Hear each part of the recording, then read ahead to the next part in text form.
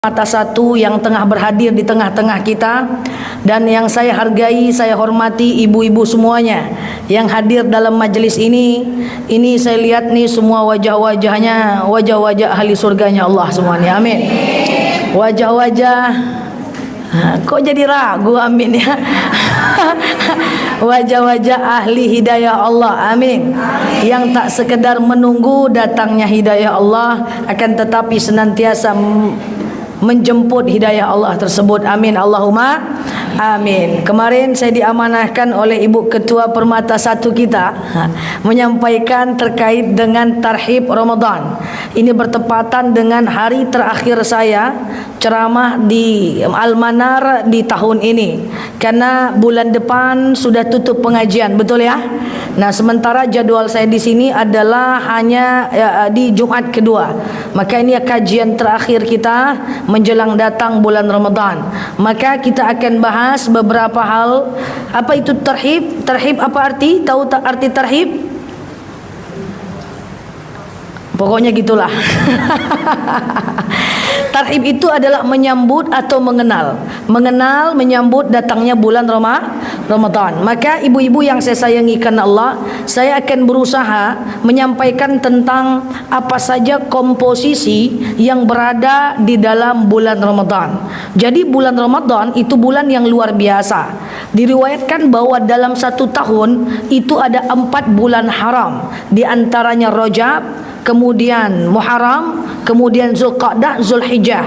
Dan di antara satu tahun ada satu bulan yang paling utama, yaitu bulan Ramadan. Dalam satu bulan ada hari yang paling utama, yaitu hari Jumat. Dalam satu hari ada waktu yang paling utama, itulah sepertiga malam. Sepertiga malam tapi yang terakhir.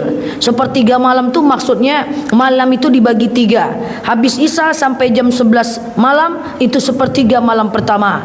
Jam 11 malam sampai jam 2 malam itu sepertiga malam kedua. Jam 2 malam sampai subuh itu sepertiga malam ketiga. Makanya afdal kita melakukan ibadah banyak di sepertiga malam ketiga. Meskipun mepet azan subuh enggak jadi masalah. Nah, itu adalah waktu yang paling mustajab dan paling bagus. Kita mau masuk Ramadan, kita harus kenal dengan isi Ramadan. Ibu kalau mau umrah, ibu harus kenal isi dari umrah. Makanya kemarin ada yang nanya, Ustazah, saya pergi umrah tapi saya tak manasik, gimana? Yang manasik aja belum tentu mengerti apa boleh, apalagi gak manasik. Coba dia pergi umrah gak mau manasik, itu kan sakti sekali orang gitu ya. Nah, harus tahu kita. Kalau kita umrah harus tahu di mana tempat mustajab doa. Ternyata ada di depan Multazam, ternyata ada dalam Hijr Ismail, ternyata di cucuran atap Ka'bah, ternyata di dalam Raudhah, ternyata di Masjid Nabawi, ternyata di Masjidil Haram. Nanti Masjidil Haram tu banyak lagi titik-titik mustajab. Ternyata di ujung Bukit Safa, di ujung Bukit Marwah, naik satu meter ke Bukit Safa Marwah, kemudian menghadap ke Ka'bah. Jadi harus tahu. Karena kenapa? Karena kalau ibadah enggak ada ilmu susah. Kita bisa mengeluarkan uang yang sama, bahwa 35 juta saya keluarkan uang, Kak Leni keluarkan uang 35 juta, tapi kalau saya tak tahu ilmunya, itu bisa jadi saya tidak dapatkan apa-apa ketika saya berumrah. Maka ibu-ibu ya, saya cepat betul? Enggak ya. Maka ibu-ibu yang saya sayangi karena Allah, ini yang saya maksud, untuk memasuki sesuatu mesti ada ilmu. Kemarin kita masuk bulan Rajab. Bulan Rajab mesti ada ilmu. Ternyata bulan Rajab itu disunahkan berpuasa. Ternyata ada zikir bulan Rajab, kan gitu kan? Rabbighfirli warhamni wa tub alayya. Oh, ternyata ada zikir Rajab, ya. Oh, ternyata di bulan Rajab itu doa mustajab. Oh, ternyata di bulan Rajab itu jangan berkelahi-kelahi. Kalau mau kelahi 4 hari lagi Sya'ban udah bisa gitu ya.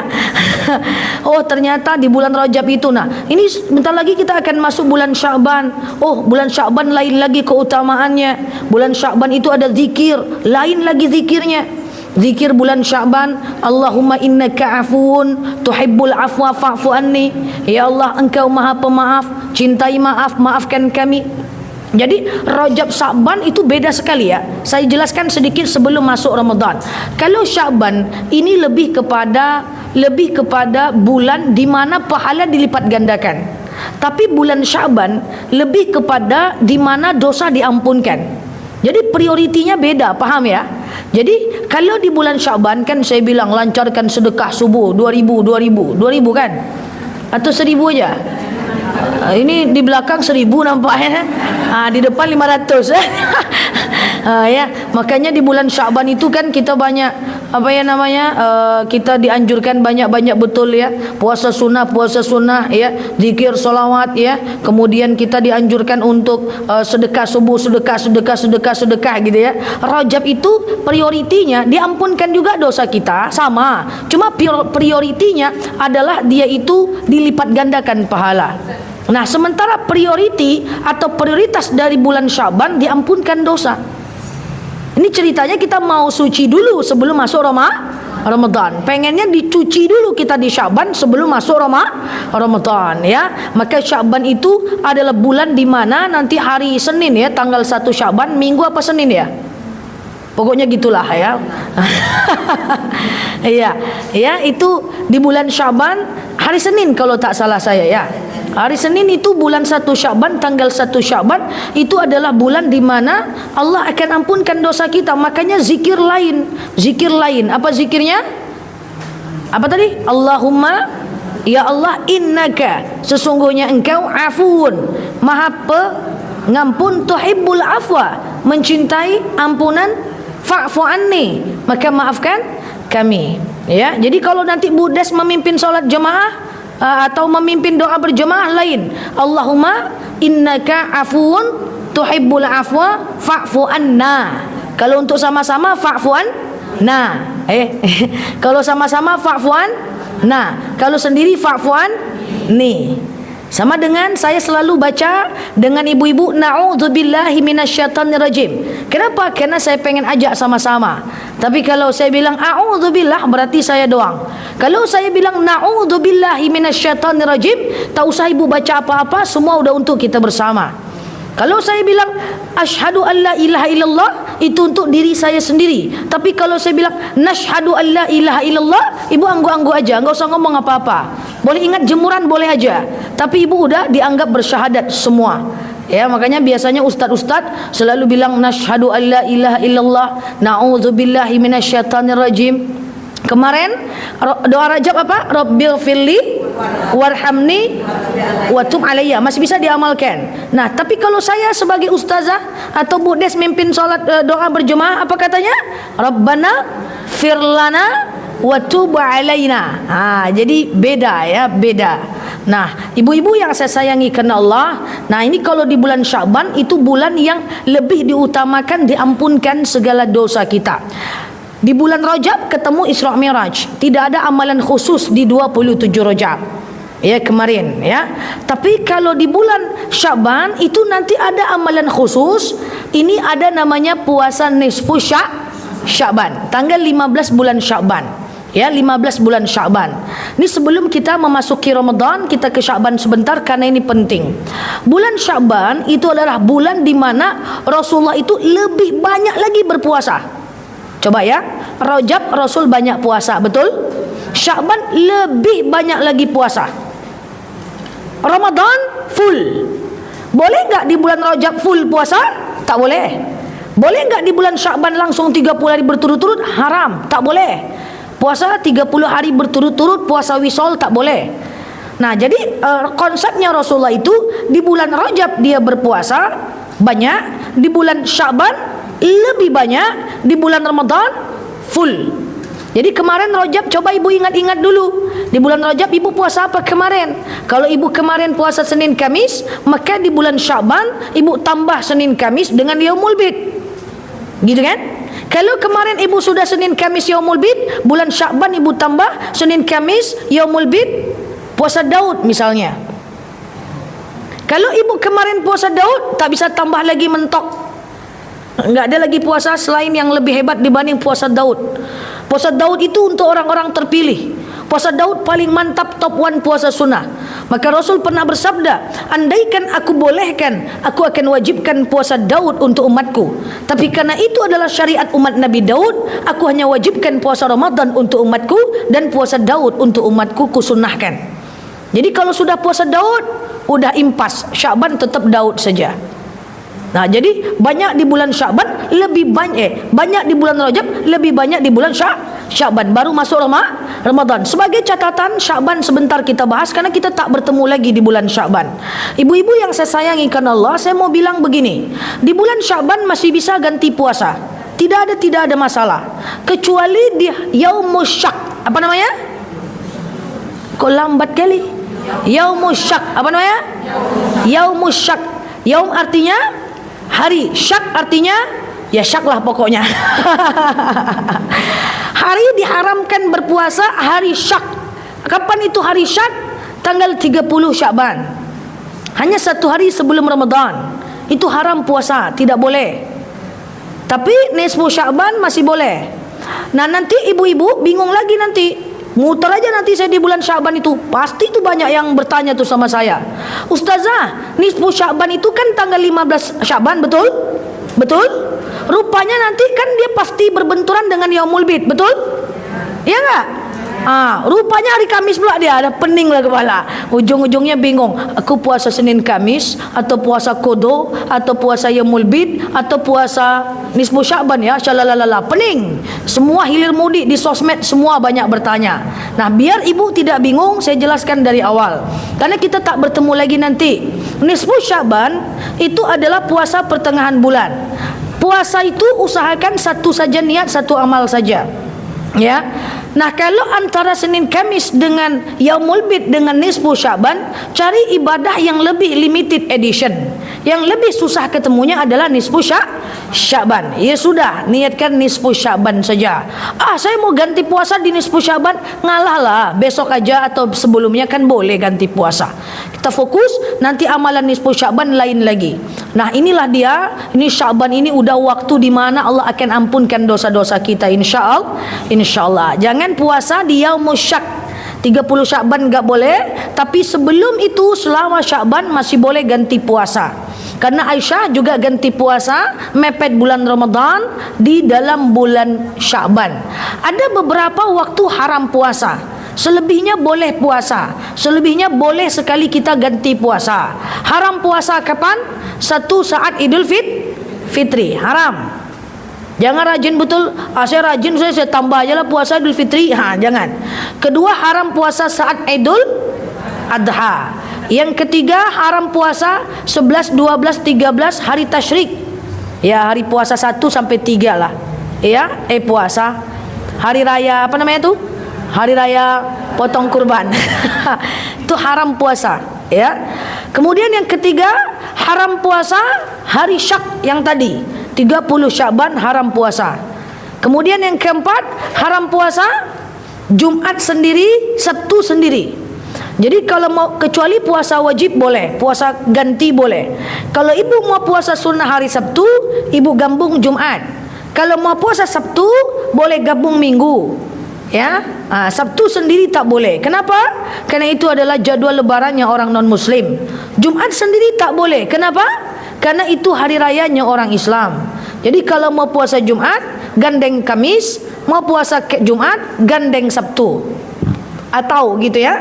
Atau kecuali puasa ganti boleh Jumat sendiri. Kecuali puasa ganti boleh Sabtu sendiri. Seperti itu. Kemudian haram puasa saat kita haid, nifas dan seterusnya.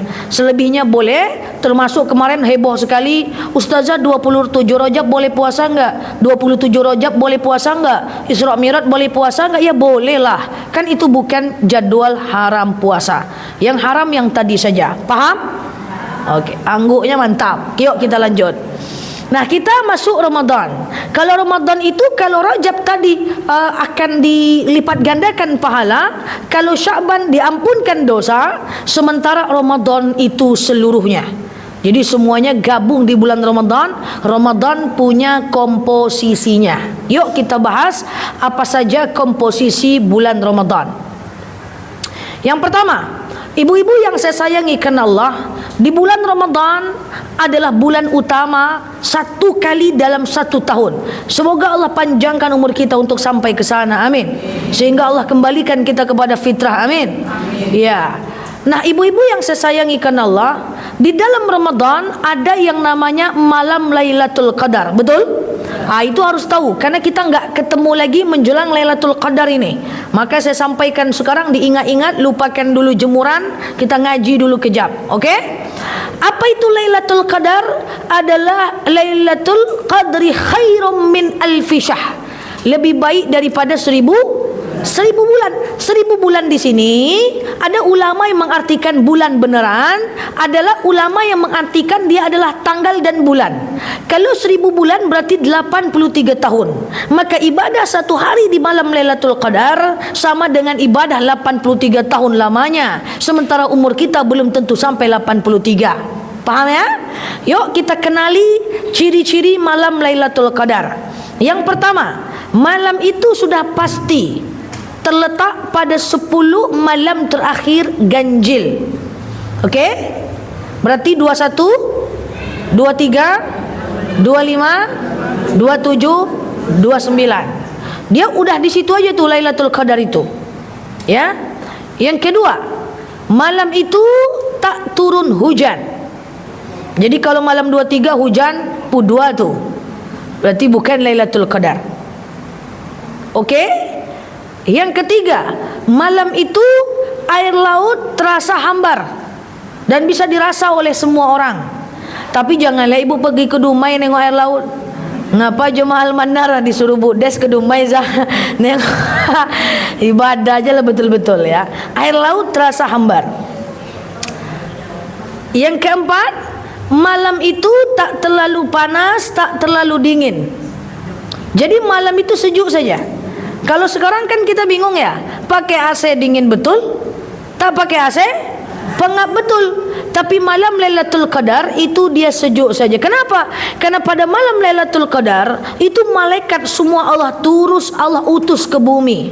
Satu malaikat ada 7.000 sayap. 7.000 sayap itu akan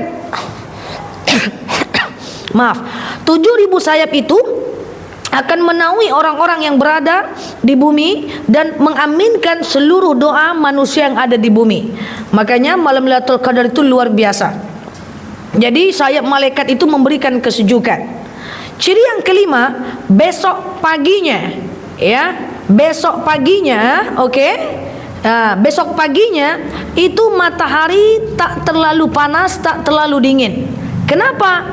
Karena besok paginya malaikat kembali lagi ke langit, oke? Dan kemudian cahaya matahari itu tertutupi oleh sayap-sayap malaikat. Nah, itu ciri-cirinya, ya. Jadi 21, 23, 25, 27, 29. Oke? Nah, itu dikejar malam Lailatul Qadar. Nah, malam Lailatul Qadar itu adalah malam di mana Allah akan ampunkan dosa kita dan ijabah doa kita. Apa amalan di malam Lailatul Qadar? Ibu, banyak jemaah yang dia memaksakan 10 malam terakhir dia itikaf. Kalau ibu nggak mampu, ya, kalau ibu nggak mampu 10 malam terakhir, maka ibu cukup melakukan yang namanya di malam-malam ganjil saja. Apa amalan yang sangat dianjurkan pada 10 malam terakhir ganjil di Lailatul Qadar adalah perbanyak yang namanya iktikaf. Iktikaf ya. Nah, apa itu iktikaf? Orang banyak keliru tentang iktikaf. Iktikaf itu ada 2 syarat. Yang pertama adalah mesti di musola atau di masjid. Oke? Yang kedua adalah mesti diam. Ustazah, saya iktikaf di masjid, tapi saya sambil cerita. Itu bukan iktikaf namanya. Ustazah, saya baca Quran kok di masjid malam Lailatul Qadar, tapi sambil cerita. Itu enggak iktikaf namanya. Itu baca Quran namanya.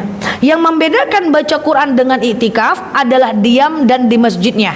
Yang membedakan baca Quran dengan zikir adalah diam dan di masjidnya.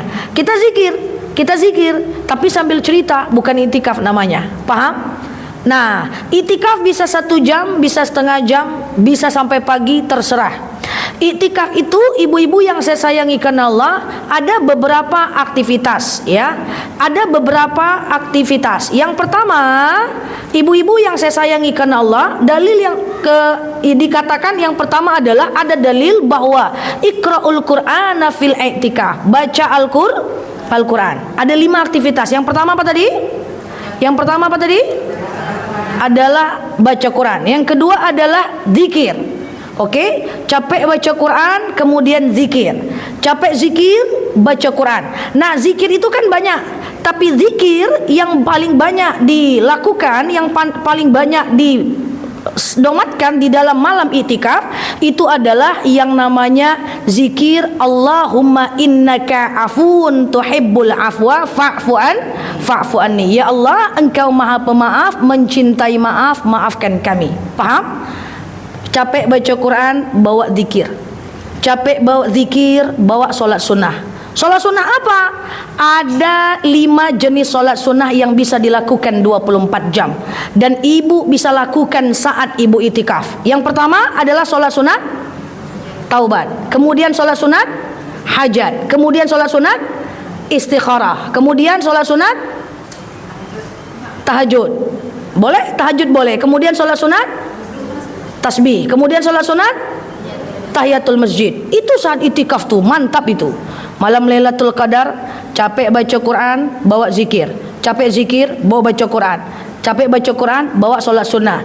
Capek sholat sunnah, ingat kekurangan diri. Nah, seperti itu. Nah, ibu-ibu yang saya sayangi karena Allah, ini adalah aktivitas itikaf. Banyak orang salah paham, dia itikaf sampai pagi, keliru. Itikaf itu cukup 30 menit setelah atau 30 menit sebelum subuh is okay, nggak ada masalah. Dikejar atau 1 jam boleh.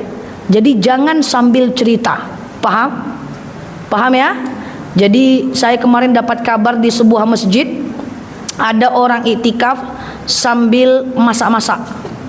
Ya, saya itikaf tapi masak-masak saja. Ya, itu nggak bisa. Oke? Paham? Nah, ini komposisi pertama, yaitu malam Lailatul Qadar. Yang kedua, ibu-ibu yang saya sayangi karena Allah, di bulan Ramadan ada yang namanya diturunkan Al-Quran. Coba, tanggal berapa? Masa sih? Tayo tenda. Coba, ada dalil bunyinya gini. Itikaf harus di masjid ya, nggak bisa di rumah. Ada dalil bunyi begini. Coba pelan-pelan ya. Syahrul Ramadan alladzi unzila fihi al-Qur'an hudan linnasi wa bayyinatin minal huda wal furqan. Bulan Ramadan adalah bulan di mana diturunkan Al-Qur'an. Betul? Nah, kan 30 hari itu. Nah, 30 hari diturunkan Al-Qur'an di bulan Ramadan. Lalu hari keberapa? Kan Ramadan 30 hari. Maka ada dalil yang mengatakan inna anzalnahu fi lailatil. Sesungguhnya Al-Qur'an diturunkan pada malam Lailatul Qadar. Itu tadi malam keberapa? 21, 23, 25, 27, 29. Jadi tanggal berapa diturunkan Al-Quran? 17. Bagaimana? 17 itu 10 malam kedua. Cemana itu? Pening kepala. Pulang aja yuk. Coba gimana? Bulan berapa Al-Quran turun? Di sini Al-Manar kapan Quran turun, Bu Des? Di Al-Manar. Maksudnya kapan memperingati nuzul Quran? Kok 17 Ramadan? Coba pelan-pelan. Syahrul Ramadan alladzi unzila fihil Quran hudan linnasi wa bayyinatin minal huda wal furqan. Bulan Ramadan adalah bulan diturunkan Al-Quran, pembeda antara kebenaran dan ketidakbenaran. Sampai sini paham? Nah, karena Ramadan 30 hari, oke? Kapan pertama kali diturunkan? Inna anzalnahu fi lailatil. Al-Quran turun pada malam Lailatul Qadar. Itu tadi kapan? 10 malam 21, 23, 25, 27, 29. Kok nuzul Quran 17 Ramadan? Cemana ini? Jadi kapan Ibu nuzul Quran, memperingati nuzul Quran kapan? 17 Ramadan. Cemana ini? Tadi Lailatul Qadar dalilnya. Aduh, pulang aja lah yuk. Kenapa Ibu nuzul Quran pada malam 17 Ramadan?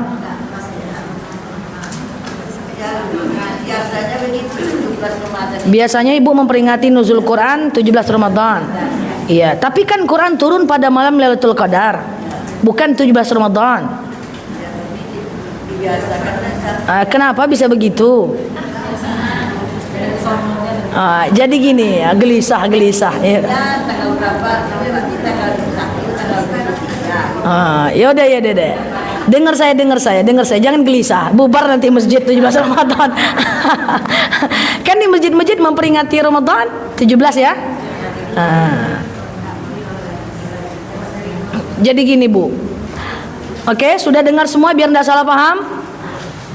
Oke? Wah, tidak berkedip matanya Bu Des. Al-Quran itu turun dalam 2 tahap. Yang pertama, turunnya Al-Quran dari Allah ke Lauhil Mahfuz namanya. Apa namanya? Lauhil. Itu harus tahu Lauhil. Di sanalah tercatatnya rezeki kita gitu ya. Quran turun dari Allah ke Lauhil Mahfuz. Dari Allah ke Lauhil Mahfuz itulah pada malam Lailatul Qadar. Jadi tidak ada yang tahu kapan, karena tidak ada yang melihat. Makanya 21, 23, 25, 27, 29. Kan gitu. Tidak ada yang melihat. Jadi Al-Quran turun dari Allah ke Lauhil Mahfuz. Inilah pada malam Lailatul Qadar. Tapi yang kedua, ada Al-Quran turun itu dari Lauhil Mahfuz, diambil oleh malaikat Jibril, dibawa kepada Rasulullah. Wahyu pertama adalah Iqra bismi rabbikal ladzi khalaq. Itu adalah pada malam 17 Ramadan. Paham? Tayyib paham tayanda? Paham? Jadi Al-Quran turun dari Allah ke Lauhil Mahfuz itu adalah pada malam Lailatul Qadar. Tak ada yang nengok, jadi orang tak tahu. Nah, sementara yang kedua adalah Al-Quran turun dari Lauhil Mahfuz, diambil oleh malaikat Jibril, disampaikan kepada Muhammad. Surat pertama Iqra bismi rabbikal ladzi khalaq, itulah pada malam 17 Ramadan. Kenapa dia pasti? Karena Rasulullah bertahanus di 17 Ramadan. Jadi ibu memperingati apa di malam 17 Ramadan? Memperingati nuzul Quran, turunnya Al-Quran dari Lauhil Mahfuz, dibawa oleh malaikat Jibril, disampaikan kepada Muhammad. Itulah pada malam 17 Ramadan. Cepat betul saya? Enggak. Nah, yang disampaikan kepada Muhammad adalah wahyu pertama di Gua Hira, itu tanggal 17 Ramadan. Wahyu pertamanya apa? Iqra bismi rabbikal ladzi khalaq. Waktu itu Muhammad umur berapa? Umur 40. Quran diturunkan berapa lama? 23 tahun. 13 tahun di Mekah namanya surat Makkiyah. 10 tahun di Madinah namanya surat Madaniyah. 23 tahun. Jumlah ayatnya berapa? 6.666 ayat. Jumlah surat berapa? 114 surat. Jumlah juz berapa? 30 juz. Jumlah huruf berapa? Jumlah kata berapa? Kata sisi. Kata 77.429 kata. Jumlah huruf berapa? Pokoknya gitulah. 323.000 huruf. Itu turun angsur-angsur 13 tahun. Nah, makanya karena Ramadan adalah bulan diturunkan Al-Quran, maka kita baca Al-Quran banyak di dalam bulan Ramadan. Pahala dilipat gandakan. Ibu bayangkan ya, Rasulullah itu setiap menerima wahyu, itu Rasulullah itu nggak mudah loh Bu. Wahyu itu turunnya tuh mengerikan Bu.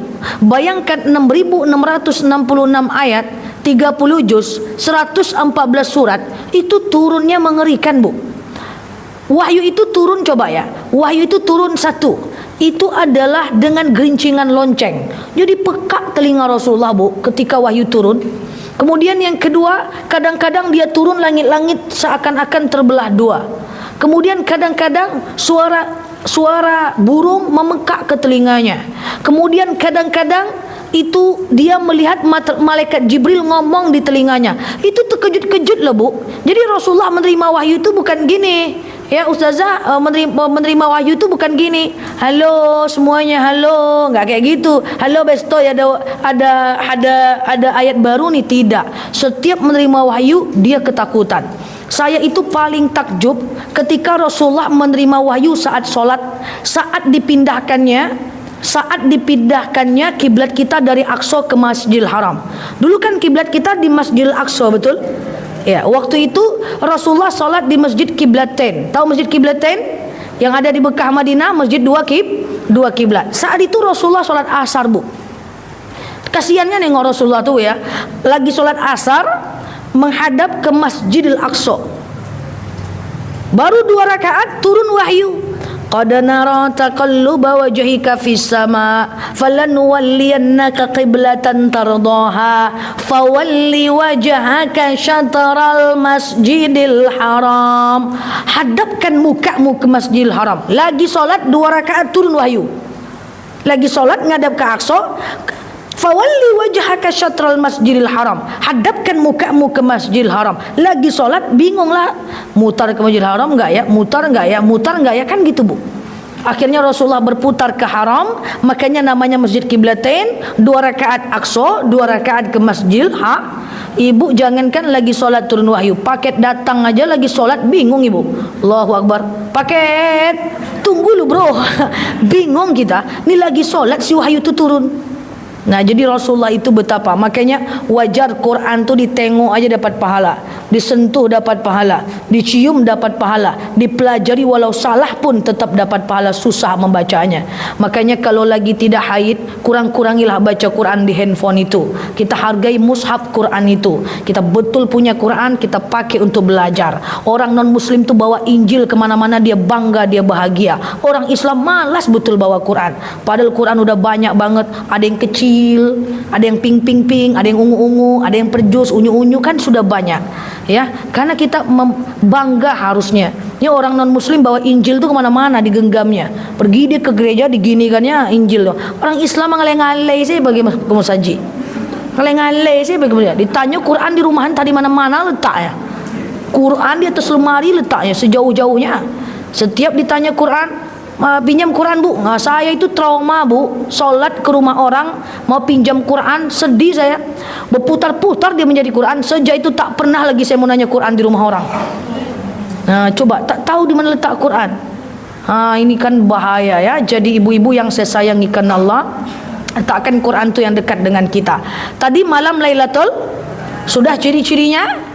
Sudah. Yang kedua adalah malam diturunkan Al-Quran. Yang ketiga, ibu-ibu maka banyak baca Quran di bulan Ramadan. Terakhir yang ketiga, ibu-ibu yang saya sayangi karena Allah, di bulan Ramadan itu adalah bulan di mana neraka ditutup, pintu surga dibuka.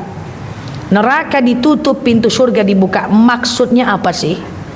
Maksudnya apa sih? Banyak yang nanya sama saya, Ustazah katanya neraka ditutup, pintu surga terbuka. Tapi banyak juga orang nyuri di bulan Ramadan, orang gosip di bulan Ramadan, kayak gitu ya.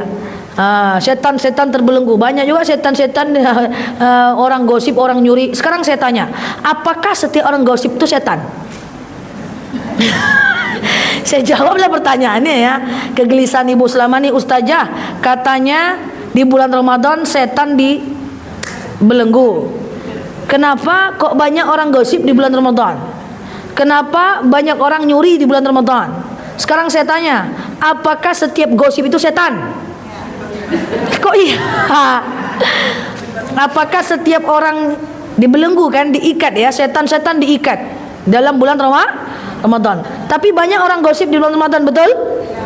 Di sini ada orang ini, kayaknya ada lah ya. Enggak ya? Banyak orang juga melawan suami di bulan Ramadan, betul? Banyak orang juga mencuri bulan Ramadan, betul? Jadi kalau mau nengok jahatnya orang, tengoklah dalam bulan Ramadan. Karena kalau dia jahat dalam Ramadan, itu asli dia yang jahat, bukan setan. Jangan setan dibilang setan terus. Saya jelaskan pelan-pelan. Itu hadis sahih. Hadis sahih, saya jelasin pelan-pelan. Tanggal dia. Ini karena bicara setan ini. Marah dia. Oke, coba ya. Di bulan Ramadan hadis sahih adalah bahwa setan terbelenggu, betul? Atau diikat. Memang setan itu tidak menggoda manusia di bulan Ramadan. Itu hadis sahih. Tidak ada Mak suruh diam saya ini. Oke, kejap lagi, kejap. Tidak ada setan di bulan Ramadan. Oke? Jadi kalau sekarang ibu bergosip, itu nyampur antara kita dengan setan, tuh nyampur. Kalau sekarang kita marah, itu bercampur antara kita dengan setan. Contoh ya, misalnya saya marah nih, duduk, saya marah, itu setan masuk. Cuk. Dalam kitab Ihya Ulumuddin karangan Al-Ghazali dijelaskan, salah satu pintu setan datang masuk ke dalam dada kita adalah ketika kita marah. Makanya jangan marah biar setan nggak masuk. Kalau kita marah itu setan masuk, Bu. Cus. Nggak gitu bunyinya, nggak. Kalau kita marah setan masuk, cus gitu ya. Apa tugas setan? Ada dua. Pertama, setan itu menutupi mata kita dari kebaikan orang yang kita marahi, dan membuka mata kita dari keburukan orang yang kita marahi. Makanya kalau kita marah sama orang, yang nampak buruknya aja, nggak nampak baiknya, betul? Itu setan udah ikutan. Nah, tapi atau kita mencuri, itu bercampur, kan kejahatannya ada 5. Ada iblis, setan, nafsu jahat, jin jahat, khannas. Kan 5 tuh yang menjadi musuh kita. Tapi di dalam Ramadan setan betul-betul terbelenggu. Dalam pendapat Anas bin Malik dan Imam Abu Hurairah dijelaskan bahwa setan itu terbelenggu hanya sekedar bahasa kiasan, atau betul-betul jasad setan itu yang nggak ada. Jawabannya adalah secara zat, jasad dan ruh setan itu nggak ada pada bulan Ramadan. Maka kalau mau nengok orang jahat, ada yang gosip di bulan Ramadan, itu bukan setan yang salah, memang dia berarti profesornya di bidang gosip gitu. Nah itu beneran tuh. Paham enggak? Kalau dia gosip di luar Ramadan, itu bercampur antara setan, antara jin jahat, antara nafsu jahatnya, antara iblis tuh nyampur. Itu bercampur. Tapi kalau dia gosip dalam Ramadan, itu fix tugas pokok. Tupoksinya, job description-nya adalah di bidang gosip. Jadi kalau mau tengok orang yang profesor di bidang gosip, tengok dalam Ramadan. Ada yang suka melawan suami dalam Ramadan, itu murni adalah dia, bukan setan. Jangan kayak gini, karena setan tuh aku melawan suami. Enggak, jangan setan tuh disalahkan, mengamuk pula dia nanti. Dia enggak ngapa-ngapain di bulan Ramadan. Kalau ada pencuri di bulan Ramadan, itu asli dia yang mencuri, original. Kalau ada orang memfitnah di bulan Ramadan, original dia profesor dibilang fitnah. Itu muncul dari nafsunya, bukan setan lagi, bukan. Jadi semoga kita menjadi hamba Allah yang baik-baiklah di dalam bulan Ramadan. Amin. Nah, setan terbelenggu, oke? Kemudian yang kedua, pintu neraka ditutup. Apa maksud pintu neraka ditutup? Ibu-ibu yang saya sayangi karena Allah, kemarin muncul pertanyaan, Ustazah, pintu neraka ditutup itu maksudnya gimana? Bahwa makna dari pintu neraka tertutup adalah semua dosa diampuni bagi orang-orang yang mau bertaubat di bulan Ramadan. Dosa itu diampuni. Setiap kita memohon kepada Allah, Allahumma innaka afun tuhibbul afwa fa'fu anni, maka kita harus akan bergoncang, dan nanti doa kita, dosa-dosa kita akan Allah ampunkan. Tapi mohon maaf, dosa yang Allah ampunkan dari kita memohon kepada Allah dengan solat taubat di bulan Ramadan, dosa yang diampunkan saat kita bulan Sya'ban solat taubat memohon ampun, itu cuma dosa kita kepada Allah saja. Tak bisa mengampunkan dosa dengan manusia. Dosa dengan manusia hanya bisa diampunkan kalau kita minta maaf. Ibu mau sholat tasbih tunggang tunggi, mau sholat taubat tunggang tunggi, mau istighfar tunggang tunggi, tapi kalau tidak minta maaf enggak bisa. Saya minta maaf begitu syariat mengingatkan. Minta maaf dengan manusia harus langsung dengan manusianya. Cara minta maaf kepada orang yang kita udah berbuat salah, mesti minta maaf. Maaf lahir batin ya Bu. Enggak bisa dengan solat taubat, yang diampuni cuma dosa kita kepada Allah. Makanya jaga lisan, jangan sampai nyakitin orang. Jaga lisan, jangan sampai punya masalah sama orang. Pahala tak cukup, jangan bikin dosa dengan orang. Manusia itu berbahaya, bisa mengantarkan kita ke neraka walaupun ibadah kita banyak. Makanya enggak usah punya banyak teman kalau toxic relationship. Weh, tahu enggak itu? Nah, pokoknya gitulah, ya kan? Makanya tidak perlu punya kawan banyak. Oh, saya bangga saya punya kawan banyak. Tidak. Ya cukup kawan sedikit tapi berkualitas. Cukup kawan sedikit tapi berkualitas. Dengan manusia itu sangat mengerikan. Kalau kita sakiti hatinya, enggak akan selesai dengan Allahumma innaka afuun karim, solat taubat, solat hajat, kemudian kita mohon ampun, enggak bisa. Kemarin Rajab diampunkan dosa, besok Ramadan diampunkan dosa. Tapi kalau ibu tak bersapaan dengan tetangga, tetinggi, tetunggu, pokoknya terserah. Ibu tak bersapaan dengan suami, ibu tak bersapaan dengan kawan-kawan. Ini kadang saya pusing, cuman perbedaan mazhab berkelahi-kelahi. Yang satu salafi, yang satu khalafi, berantuk-antuk. Yang satu melarang doa berjemaah, yang satu menyuruh berjemaah, berkelahi-kelahi. Betapa jahilnya kita kalau kita seperti itu. Sementara 4 ulama madhab saling menghargai. Yang ini bismillahnya didiamkan, yang ini bismillahnya dikuatkan, yang ini kunut, ini tak kunut. Bisa tak bersapaan? La haula wala quwata illa billah. La haula wala quwata illa billah. Yang ini Al-Fatihahnya baca bismillah sir, yang ini jahar. Bisa berantu-antu. Coba, yang ini Syafi'i, benar-benaran Syafi'i, kunut wajib. Kalau enggak kunut sujud sahwi. Kalau ini Hanafi, tak kunut tak apa-apa, berantu-antu. Na'udzubillah. Maka hati-hati dengan manusia. Al-ikhtilafur rahmah. Perbedaan adalah rahmat pada persoalan furu'. Furu' itu adalah persoalan cabang. Tak boleh berbeda soal akidah. Soal fikih boleh berbeda. Kan ada usul, ada furu'. Ada usul, ada furu'. Kalau usul, akidah tak boleh berbeda. Selagi dia masih menyembah Allah, solatnya 5 waktu, dia bayar zakat, persoalan dia mau kunut, mau enggak, persoalan dia mau gimana, serahkan pada mazhabnya masing-masing. Ini kadang-kadang kita bertengkar. Hati-hati, saya minta maaf dengan tetangga, dengan siapapun, dengan suami. Jangan sampai tak bersapaan. Kam min sa'imin laisa lahu min siyamihi illal ju'i wal atas. Akan ada orang yang dia masuk yang Ramadan, dia tidak dapatkan apa-apa melainkan lapar dan dahaga. Pulang dari sini minta maaf sama tetangga, tak bersapaan, anggukkan sikit, mohon maaf lahir batin ya. Tapi serius, jangan cemberut. Mau lahir batin ya. Jangankan ibu tak bersapaan menahun-nahun, 3 hari aja enggak boleh lewat Senin dan Kamis. Suatu ketika Rasul dikatakan oleh seorang sahabat, "Ya Rasulullah, kenapa engkau rajin puasa Senin Kamis?" "Ya, karena aku tahu di hari Senin Kamis malaikat akan membawa catatan amalku ke langit. Dan aku pengen saat dibawa catatan amalku aku berpuasa." Apa kata sahabat? "Oh, berarti semua amalan kita ini dibawa." "Betul, kecuali orang yang bermusuhan." Ya, maka selesaikan. Semoga masyarakat kita ini menjadi masyarakat yang baldatun thayyibatun wa rabbul ghafur. Lailatul Qadar diturunkan Al-Quran, kemudian malam di mana diampunkan. Semoga kita tidak melakukan yang jelek-jelek dalam Ramadan. Selesaikan urusan dengan manusia. Amin Allahumma amin. Wallahu a'lam bishawab. Saya mohon maaf. Doa Bu Des ya. Demikian. Assalamualaikum warahmatullahi wabarakatuh. Bu Des saja doa.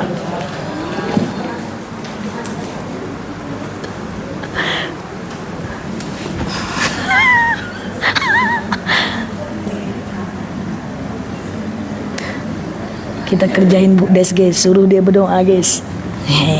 Kita kerjain dia. Kalian nih Bu Des doa. Bu Des doa.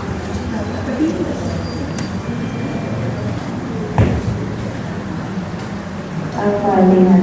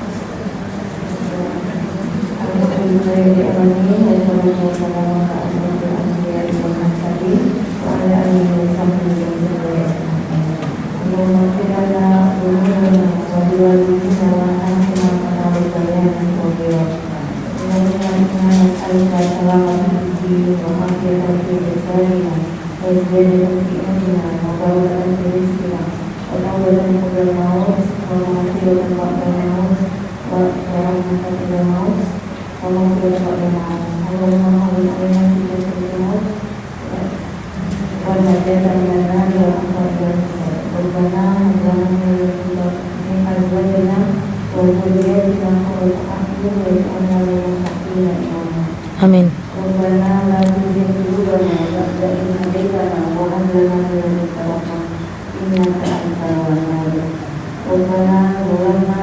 أنفسنا وإن لم تغفر لنا وترحمنا لنكونن من الخاسرين. Amin. ربنا تقبل منا صلاتنا وصيامنا وركوعنا وسجودنا وقعودنا وتضرعنا وتحسنا وتعبدنا وتعمل تقصيرنا يا رب يا رب العالمين. اللهم نور علينا أمر قلوبنا بنور القرآن وثبت أقدامنا بنور القرآن. ربنا اللهم إن كان رزقنا في السماء فأنزله وإن كان رزقنا في الأرض فأمره وإن كان رزقنا بعيدا فقربه وإن كان رزقنا قرارا فقربه وإن كان رزقنا قريبا